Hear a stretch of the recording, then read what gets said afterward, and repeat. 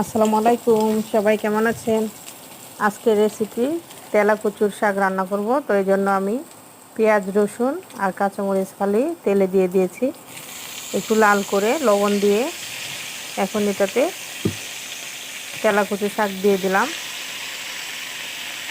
তো তেলা কচুর শাক সবাই হয়তো চেনেন না, এটা কিন্তু অনেক উপকারী শরীরের জন্য।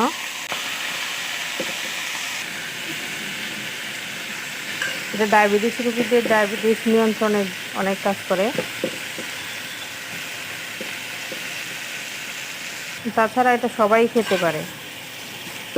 এটা চুলের জন্য, ত্বকের জন্য, কোষ্ঠকাঠিন্যের জন্য অনেক ভালো কাজ করে।